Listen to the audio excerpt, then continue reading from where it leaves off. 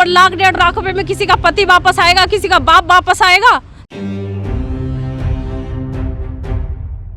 पहले भी आह्वान किया गया जी, सेफ्टी पाइप लगवाओ, नहीं लगवाए जी। पहले भी दो हादसे हो चुके हैं उस कंपनी में। क्यों? जब तक मेरे पापा को इंसाफ नहीं मिलेगा, बाबू की कंपनी बंद हो और बाबू अंदर रहेगा। कारीगरों ने भी बोला बाबूजी 2 हादसे हो रखे हैं, तीसरा हादसा ये होने के बाद भी है ना, बाबू कोई सुनवाई नहीं कर रहा। आंखों में आंसू और हाथ जोड़े खड़ी ये महिला इंसाफ मांग रही है, क्योंकि छोटे लाल अब इस दुनिया में नहीं रहा। जी हाँ, ये पूरा मामला है पानीपत के अनाज मंडी स्थित एक फैक्ट्री का। एक फैक्ट्री के मालिक की लापरवाही की वजह से किसी का पिता, किसी का पति अब इस दुनिया में नहीं रहा। जी हाँ, 55 साल के व्यक्ति जिनका नाम छोटे लाल था, वो मशीन के अंदर आ जाते हैं, जिसकी वजह से उनकी जान चली जाती है। और ऐसे में परिवार ने बड़े आरोप लगाए हैं फैक्ट्री मालिक पर। उनका कहना है कि पहले भी इस फैक्ट्री में इसी तरह से हादसे हो चुके हैं। फैक्ट्री मालिक को कई बार कहा गया कि वो सेफ्टी पाइप लगवाए, लेकिन उसके बावजूद भी वो नहीं माने।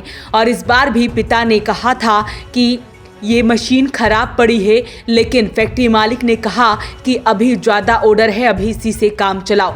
लेकिन वही हुआ जिसका डर था। छोटे लाल उस मशीन के अंदर आ जाता है, जिसकी वजह से काफ़ी ज़्यादा उसको चोटें आती है।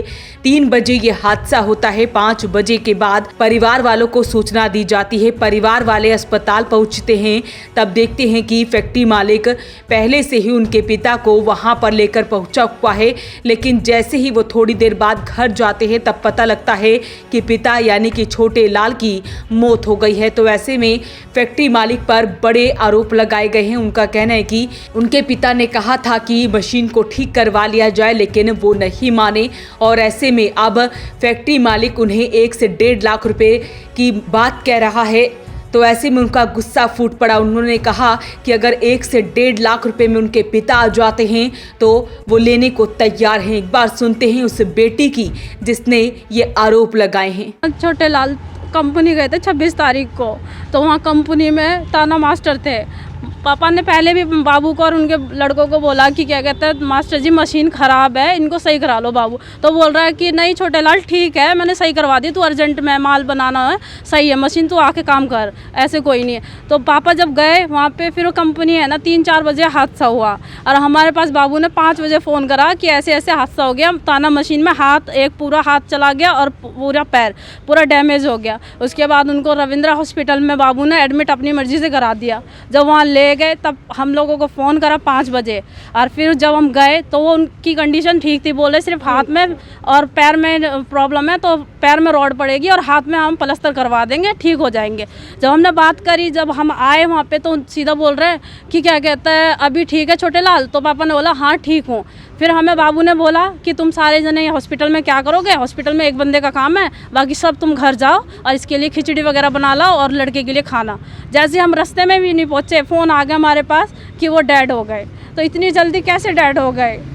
बाबू ने ना हमें कोई इन्फॉर्म करी। बाबू डॉक्टर से बात कर रहा है, डॉक्टर बाबू से बात कर रहा है, कितने टाइम पे क्या हुआ, कुछ इन्फॉर्मेशन ना डॉक्टर हमें दे रहा जल्दी से, ना बाबू दे रहा। आपस में डॉक्टर और बाबू बात कर रहे हैं। तो आपको क्या लगता है कैसी डेथ हुई है?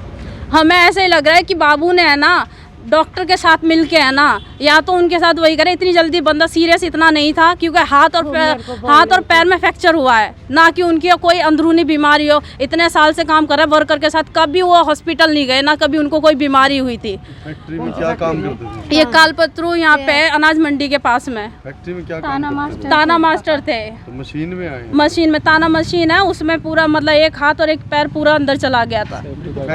उसमें फैक्ट्री के अंदर ना सेफ्टी पाइप है, ना उसके अंदर मशीन के अंदर कुछ भी सेफ्टी पाइप नहीं है कि वर्कर को अगर बाई चांस कोई सिचुएशन होती है इमरजेंसी तो उससे ही रोका तो जाए। 2 हादसे पहले हो चुके। जब भी बाबू को वार्न करा था, पहले जिन्होंने नहीं भी बोला हो, जो बंदे थे उन्होंने, कारीगरों ने भी बोला बाबूजी 2 हादसे हो रखे हैं, तीसरा हादसा ये होने के बाद भी है ना, बाबू कोई सुनवाई नहीं कर रहा। वो हॉस्पिटल तक आया, उसके बाद उसकी फॉर्मेलिटी हुई, वो अपनी कंपनी और घर चला गया। यहाँ बाबू सिविल में नहीं आया, सिर्फ वहाँ पे चौकी में आया, बस रविंद्रा हॉस्पिटल में आया, बस उसके बाद अपना घर चला गया। तो मालिक ऐसा क्यों करेंगे? मालिक क्यों ऐसा करेंगे? आप जो कह रहे हैं कि उन्होंने ऐसा किया। मालिक ऐसा इसलिए करेंगे, अगर बंदा हाथ पैर से अपाइज होके भी बैठा रहेगा घर पे तो उसका खर्चा पानी बाबू ही भरेगा। बंदा बयान भी देगा जो उसके हाथ साथ हुआ है। जब बंदा मरीज आएगा तो बंदा क्या बयान देगा, क्या बताएगा बंदा? फिर तो वो यही बोलेंगे ना, आप पैसे ले लो, आप यहाँ पे रह लो। आप यही बोल सकते हैं ना वो बंद करने के लिए कि पैसे ले लो, 1,00,000-1,50,000 रुपए ले लो, तुम्हारा मुंह बंद हो जाएगा। पर 1,00,000-1,50,000 रुपए में किसी का पति वापस आएगा, किसी का बाप वापस आएगा?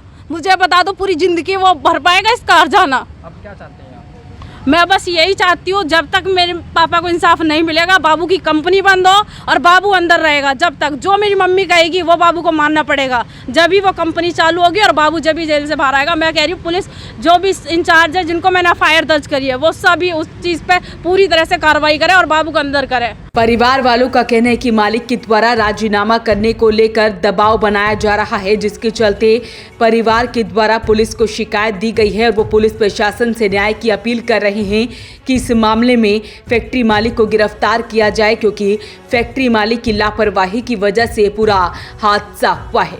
2-3 साल से करे थे, 2-3 कंपनी है जिनकी, कभी यहाँ बुला लेते थे, कभी 3-3 बजे फ़ोन आ जाता था, 2-2 बजे रात को फ़ोन आया, अर्जेंट माल है जी आ जा। और उसमें मशीन में सेफ्टी पाइप होता है जी, मतलब सेफ्टी पाइप होता है जी, वो मतलब लगभग हर कंपनी में लगवा रखी जी, इसी कंपनी में नहीं है जी। इनको 2-3 बार बोला भी गया जी, बाबूजी ऐसी बात है। बोला कोई बात नहीं, काम चला लो जी। अब काम चल गया जी, मेरे पापा तो चले गए जी काम चलाने के चक्कर में जिनके। तो हादसा हुआ है 3 बजे के आसपास, मेरे 5:30 बजे मेरे पास फ़ोन आ रहा कंपनी में, वहाँ सलाना काम कर दो जी। तो लापरवाही मानते हैं? लापरवाही है जी, और क्या है जी। इनको सब पहले भी आह्वान किया गया जी, सेफ्टी पाइप लगवाओ, नहीं लगवाए जी। पहले भी दो हादसे हो चुके हैं उस कंपनी में, 2 हादसे पहले भी हो चुके हैं जी। लापरवाही नहीं तो क्या है जी? जब आपको बताया जा रहा है कि भैया ये कमी है, आप ये ठीक करवाओ इसको, वो फिर भी सुनवाई नहीं हो रही, तो लापरवाही नहीं तो क्या है जी? आप बताओ। कितनी उम्र थी छोटे लाल जी की? अभी ये 55-60 के उसमें ही थे लगभग। कितने बच्चे हैं इनके? हम 5 बच्चे हैं जी। तो अब क्या चाहते हैं? हमें तो देखो इंसाफ चाहिए, साफ सीधी बाजी। अभी वही कंपनी में बोले हम तो 1-1.5 लाख की मदद करें, 1-1.5 लाख में मेरे पापा वापस आ जाएंगे जी। आपसे कोई दबाव बनाया गया आपको? दबाव तो वही बोले थे, हम तो 1-1.5 लाख की मदद कर सकते हैं, 1-1.5 लाख में मेरे पापा आ जाए तो करवा दो जी। किसने बोली थी ये बात आपको? बाबू बोल रहे थे जी। लेने देने की बात कर रहे थे? हाँ, लेने देने की बात कर रहे थे।